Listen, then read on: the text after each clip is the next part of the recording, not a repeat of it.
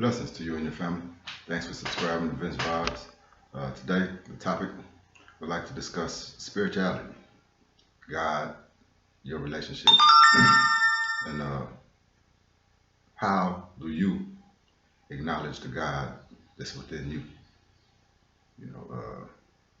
We've been taught religion for years that God is out there and that Jesus Christ is coming back. And one thing I want to share and to get an understanding about is that, especially black people, when we was brought here, we wasn't allowed to read.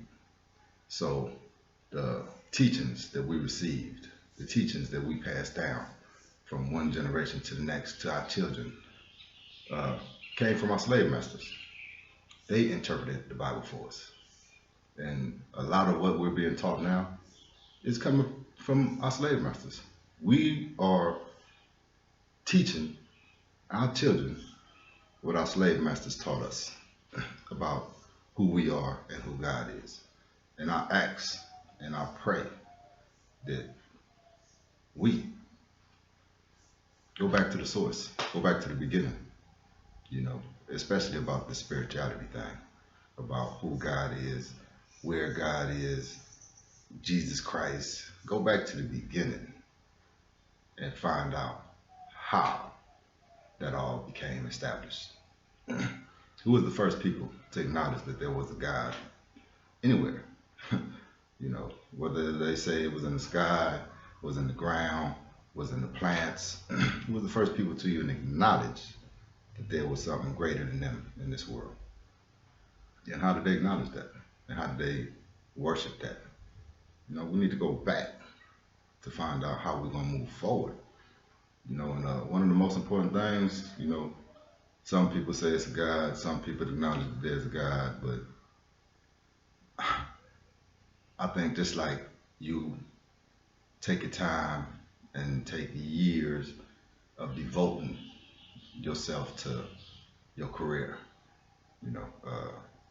you're going to research whatever you need to do to become the best at what you're doing. I think we need to dedicate that same amount of time or, commitment to knowing who God is.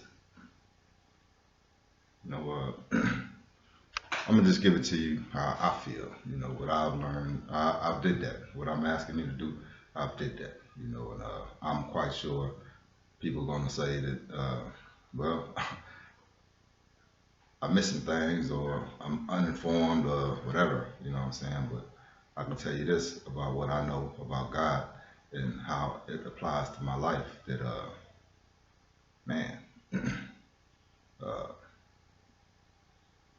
in most cases, I go through periods, just like everybody, but in most cases, I find a way, God within me giving me the creative ability to look for solutions as opposed to just focusing on a problem. Whether or not people understand how I implement my solutions, I try to do it in a peaceful way for both parties. Never do I want to offend anyone. It's all about love and understanding, patience, forgiveness, and it's about living that. And this goes beyond just race. Spirituality is pretty much an energy that we produce based on, our morals and our values. How do we live? How do we conduct ourselves with others? The same thing that I want you to do to me, the same way I want you to treat me is the same way I'm going to treat you, with utmost respect. If I can help you, if I can make you a better person, then that's my duty as a God. You know what I'm saying? As a God, not the God, but as a representation of the God who lives in me, moves me, and, gives me the guidance to do what is best for myself and others. But let me make this clear. When you really study the self, there's no separation. There's no separation between me and you. You know, it's something that is known as the oneness. You know, people say that there's one God, and yes, definitely there's one God, but there's also a oneness of God where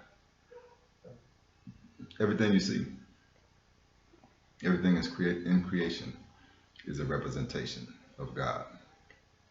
Therefore, if you look at that, me, the white man, the red man, the yellow man, or whatever color man you want to put on, whatever. If you look at him as a representation of God, let me say, I'll go back, him or her. If you look at them as a representation of God, and you say you love God, there's no way you're going to hurt that person. No way. No way you're going to want to hurt that person. Not if you got God first, and you're looking and saying, okay, I love God. That is a representation of God, so I gotta love that too. You know, how can I destroy that? You know, so basically, and I say all that to say this, man. Be mindful, please. Be mindful of the energy that you be. Be mindful of the thoughts that you allow yourself to entertain. You know, because that's where it all starts. Negative thoughts. I mean, sometimes you might not even think that it's negative, you know, but it's negative, you know. But I'm gonna tell you, if it works for you, then I guess it works for you, you know. But talking about God and spirituality, there's a oneness, there's a connection that goes beyond race, you know.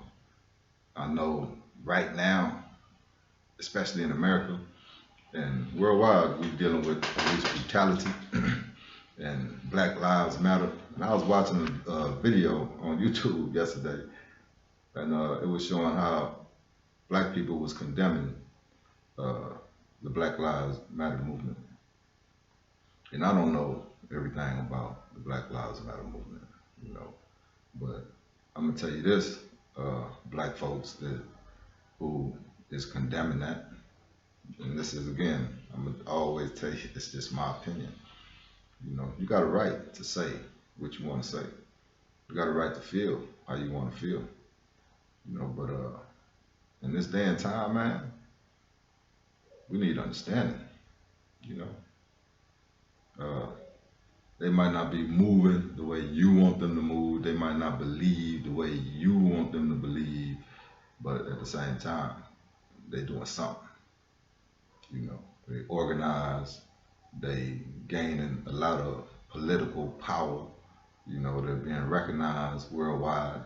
And, you know, I just pray that they do the right thing. You know, that if what they're saying now, and, you know, it's offensive to people, that they recognize that.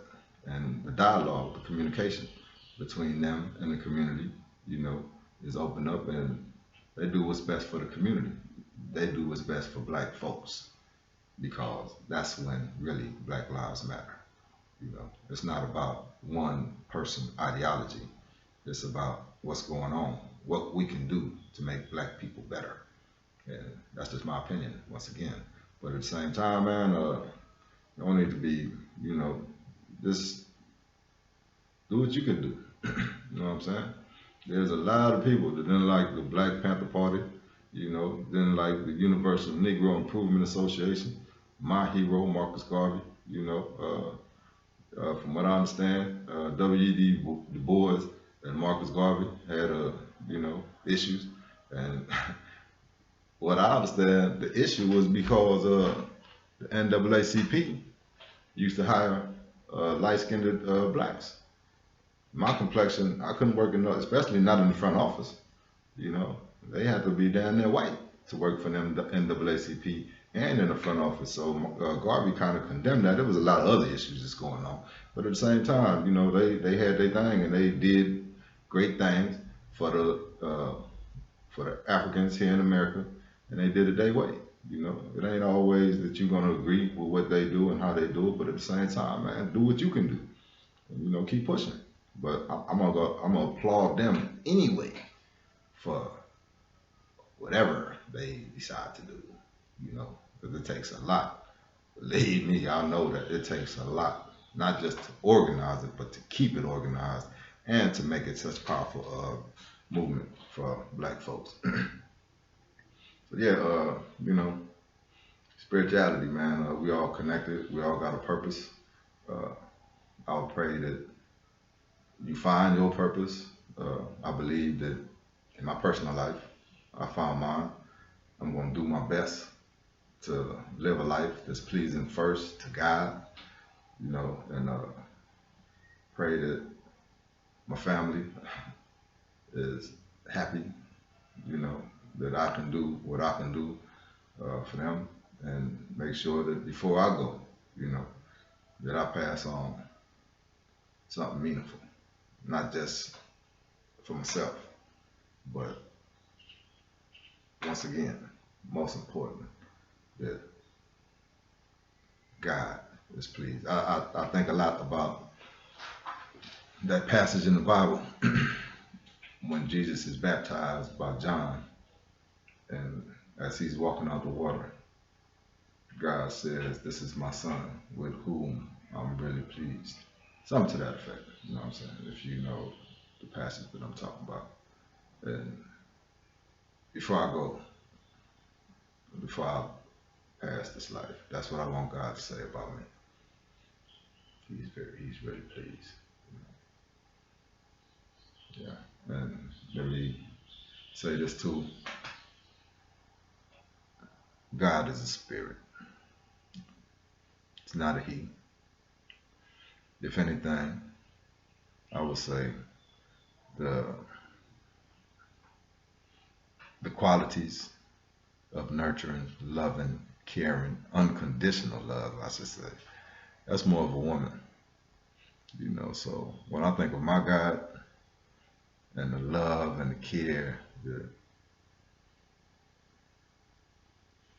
I expect, I think about my mom, my aunt, my cousin, females in my family, my sisters, and I think about the love, the unconditional love that they show for me.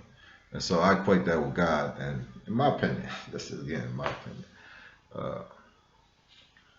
I think God's a woman. What you think? Bless all. One love. Straight from Belize, man. You know, the flag. You know, I'm home. I'll tell you more about that. You know, I know you hear my American accent. As I said in my last video, I was born in Dan Griever.